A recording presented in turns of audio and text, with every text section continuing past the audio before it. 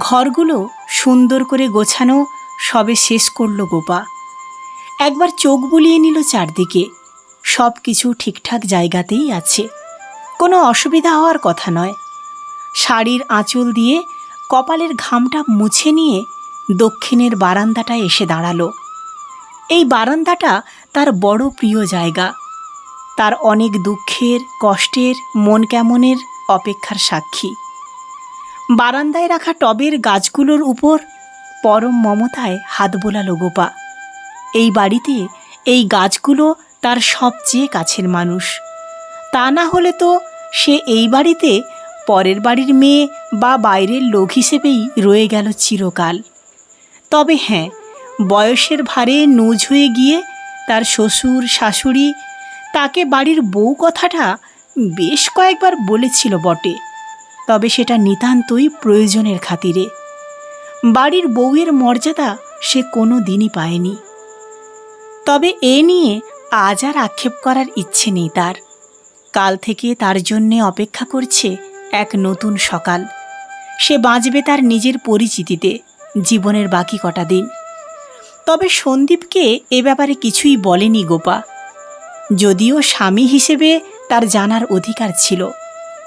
কিন্তু এতদিনের বিবাহিত জীবনে সন্দীপও তো তার কোনো সিদ্ধান্তের কথা তাকে জানায়নি বা তার সাথে আলোচনা করে সিদ্ধান্ত নেয়নি। তাহলে নিয়ম মানার দায়টা তারই বা একার হবে কেন? যাবার সময় জানিয়ে গেলেই হলো।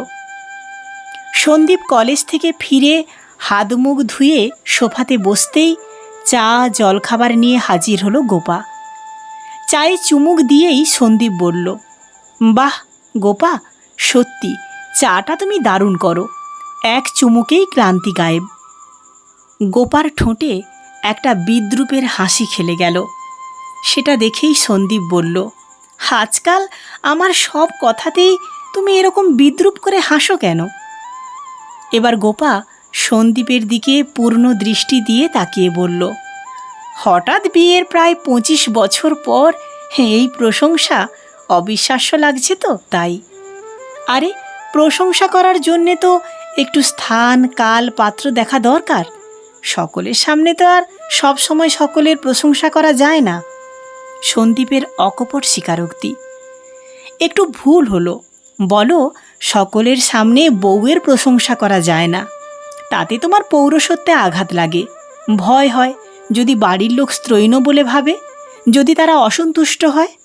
অথচ কি অদ্ভুত দেখো, মেয়েরা স্বামীর প্রশংসা করলে বাড়ির সকল লোকজন খুব খুশি হয়। মেয়েদেরকে শেখানো হয় স্বামী যতই খারাপ হোক স্বামী নিন্দা করা অনুচিত। গলায় বেশ ক্ষোভ মিশিয়ে কথাগুলো বলল গোপা।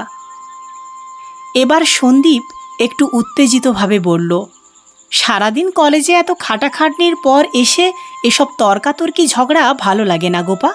ঠিক আছে, এবার থেকে না হয় আর প্রশংসা করব না। এবার গোপা একটু মৃদু হেসে বলল, এখন থেকে প্রশংসা বা নিন্দা কোনোটাই করার আর দরকার পড়বে না। আমি কাল চলে যাচ্ছি আমার মামার কাছে। মামার কাছে? হঠাৎ? কবে ফিরবে? অবাক হয়ে প্রশ্নগুলো জিজ্ঞাসা করল সন্দীপ।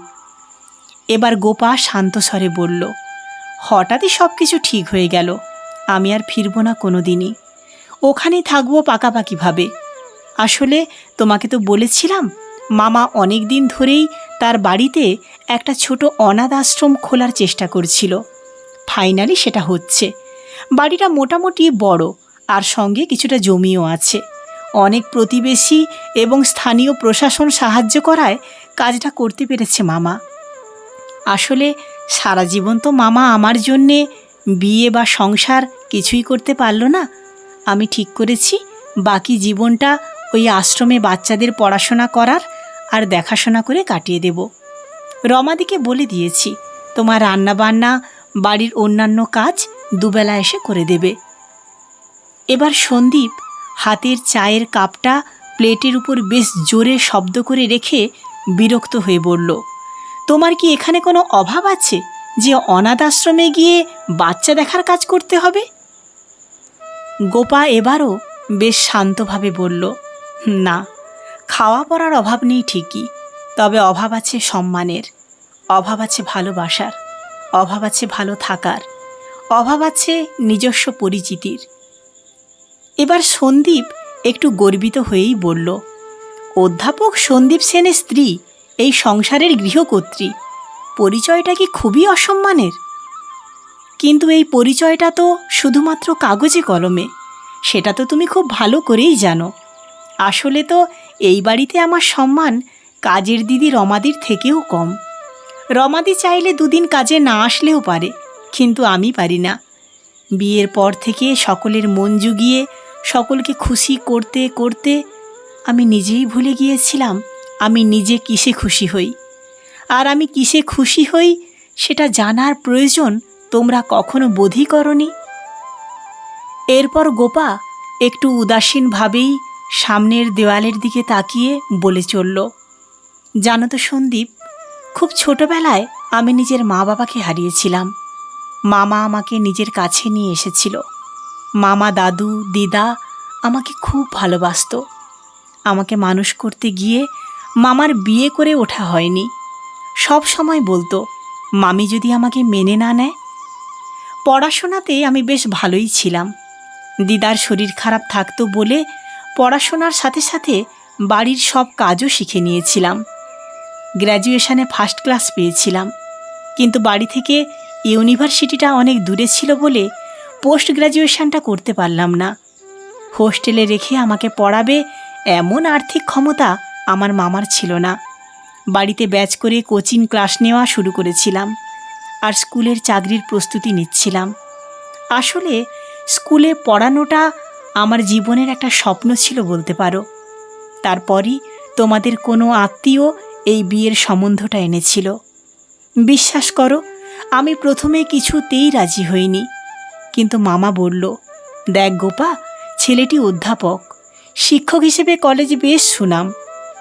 এমন একটা ছেলের সাথে তোর বিয়ে হলে তোর স্বপ্ন পূরণে আর কোনো বাধা থাকবে না।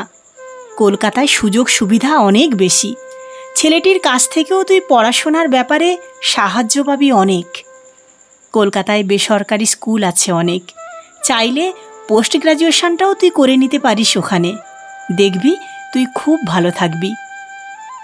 মামার কথা মেনে নিয়ে আমি দু চোখ ভরা স্বপ্ন নিয়ে এই বাড়িতে এসেছিলাম। কিন্তু বিধি বাম, আমি আর মামা দুজনেই ভুল বুঝেছিলাম। মা বাপ মরা গরিব বাড়ির মেয়েকে বউ করে আনা হয়েছিল সংসারের সমস্ত কাজকর্ম করার জন্যে। তার জন্যে উচ্চশিক্ষার ব্যবস্থা করা, চাকরির পরীক্ষার ব্যবস্থা করা ছিল সোনার পাথর বাটি আর কাঁঠালের আমসত্ত্বর গল্প। তবুও আমি তোমাকে, তোমার বাড়ির সকলকে অনেক অনুরোধ করেছিলাম, অন্তত কিছু টিউশন যেন আমি করতে পারি। তাতে আমার পড়াশোনার চর্চাটা থাকবে, আমার নিজের একটা জগৎ থাকবে। তোমার মা বলেছিলেন, টিউশন করে আর কত টাকা রোজগার করবে? ওই টাকা তো আমরা বাড়ির কাজের লোককে মাইনে দিই। তার থেকে মন দিয়ে সংসার করো, আমার ছেলেকে সুখী করো। নিজের স্বপ্নটাকে বিসর্জন দিয়ে তোমার মায়ের কথা মতো তারপর সেই চেষ্টা করাই শুরু করেছিলাম। তোমার পছন্দের রান্না, পছন্দের টিফিন, সুন্দর করে ঘর গোছানো, তোমার জামা কাপড় কাচা, ইস্ত্রি করা, শ্বশুর শাশুড়ির দেখাশোনা করা, এসবের মধ্যেই নিজেকে ব্যস্ত করে ফেলেছিলাম। সংসারের সব কাজের মধ্যে দিয়েই নিজেকে সুখী করার চেষ্টা করছিলাম। প্রতিদিনই তোমার পছন্দের কোনো না কোনো পদ রান্না করে আমি চাতক পাখির মতো তোমার মুখের দিকে তাকিয়ে থাকতাম, সামান্য একটু প্রশংসা শোনার জন্যে। রোজই ভাবতাম একদিন তুমি হাসি মুখে বলবে, গোপা, রান্নাটা দারুণ হয়েছে, দারুণ খেলাম। আমার মনে আছে যেন একদিন আমি শুক্তো রান্না করেছিলাম, তুমি খেয়ে বলেছিলে শুক্তোটা ভালো হয়েছে। সেটা শুনে তোমার মা বলেছিলেন, বিয়ের পরপরই বউয়ের হাতে শুক্তো এত ভালো লাগলো যে শুক্তোও মিষ্টি লাগছে নাকি? বিয়ের পরপরই এত পরিবর্তন। সেটাই ছিল প্রথম, আর সেটাই ছিল শেষ দিন। এরপর থেকে তোমার মা, বাবা এবং বিশেষ করে বোন যখন আসতো শ্বশুরবাড়ি থেকে, তুমি উদ্দেশ্য প্রণোদিতভাবেই প্রশংসার বদলে আমার সব কাজের সমালোচনা করা শুরু করলে। শুধু এটা প্রমাণ করার জন্য যে তোমার বিয়ের পর কোনো বদল হয়নি। কোনো দিন রান্নায় নুন বেশি, কোনো দিন ঝাল বেশি, কোনো দিন বা শার্ট প্যান্ট ঠিকমতো ইস্ত্রি হয়নি, ঘর সুন্দর করে গোছানো নেই, আলনায় জামা কাপড় গোছানো নেই, ঘরের ঝুল ঝাড়া হয়নি, ইত্যাদি ইত্যাদি। ঘরের কোনো না কোনো কাজ নিয়ে আমার সমালোচনা করতে করতে আমার আত্মবিশ্বাসকে তুমি প্রায় তলানিতে পৌঁছে দিয়েছিলে। সাংসারিক কোনো সিদ্ধান্তেই আমার মতামতের কোনো মূল্য ছিল না। আমার পছন্দ অপছন্দ, ভালো লাগা খারাপ লাগা এগুলো কখনো কেউ জানতে চায়নি। মামা দাদু দিদার কাছে যখন গেছি, তোমার মায়ের কাছে টাকা চেয়ে নিয়ে যেতে হতো, আবার এসে হিসেব মিলিয়ে বুঝিয়ে দিতে হতো। একটা সময় আমিও ভাবতে শুরু করেছিলাম, সত্যিই বুঝি আমি কিছু পারি না। এরপর একটা সময় সংসারের নিয়ম অনুযায়ী বংশরক্ষার জন্য এসেছিল আমাদের সন্তান। তখনও তোমরা সকলে বলেছিলে আমি মা হিসেবে যোগ্য নই, যদিও আমার সন্তান আজ ভালোভাবে পড়াশোনা করছে, ভালো মানুষও হয়েছে। কিন্তু আজ প্রায় 1 বছর হলো তোমার বাবা মা মারা গেছে। সম্পত্তি ভাগের পর বোনেরও আশা কমে গেছে বাড়িতে। ছেলে ইঞ্জিনিয়ারিং পড়তে অন্য শহরে। বাড়িতে ফিরে এসে মানুষ বলতে একা আমি। তাই আজকাল তুমি আমার সব কাজের প্রশংসা করো, কিন্তু বিশ্বাস করো আমি এটা মন থেকে মেনে নিতে পারি না।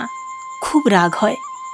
এই সব কিছু সহ্য করার পরেও যেটুকু আত্মবিশ্বাস বেঁচেছিল সেটুকু সঞ্চয় করে আমি এই সিদ্ধান্ত নিয়েছি, জীবনের বাকি যে কটা দিন পড়ে আছে সেটা আমি বাঁচব নিজের মতো করে।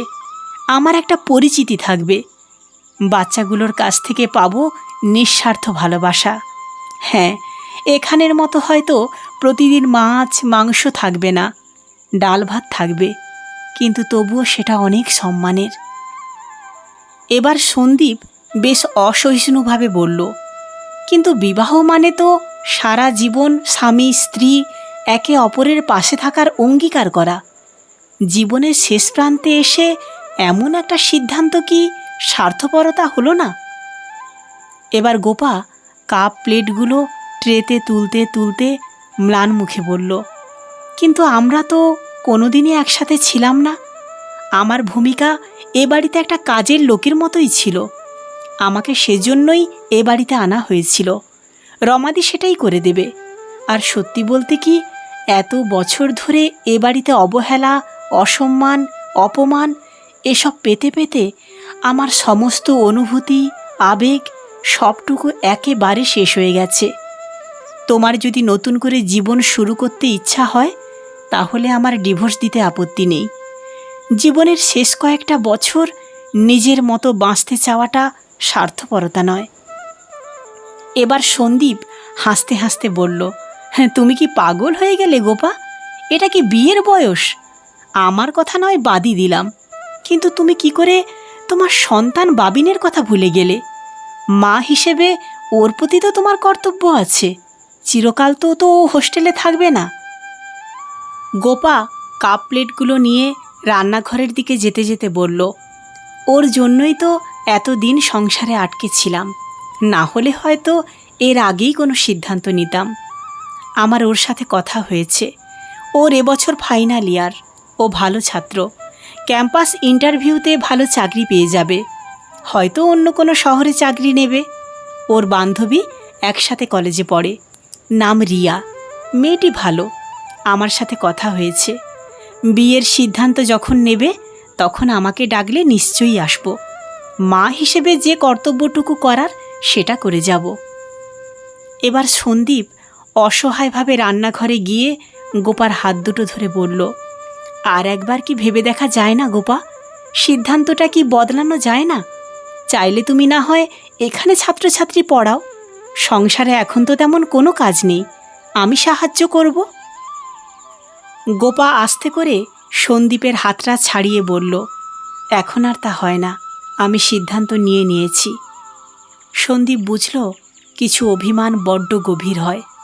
নিজের ইচ্ছে মতো কাউকে আঘাত দিয়ে দূরে সরিয়ে দিলে, প্রয়োজনে তাকে টানলে আর ফেরত পাওয়া যায় না।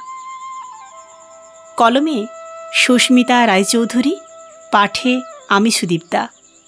গল্প পাঠটি আপনাদের কেমন লাগলো অবশ্যই কমেন্টস করে জানাবেন। আপনাদের গল্প পাঠটি যদি ভালো লেগে থাকে লাইক, কমেন্টস এবং শেয়ার করতে ভুলবেন না। ধন্যবাদ।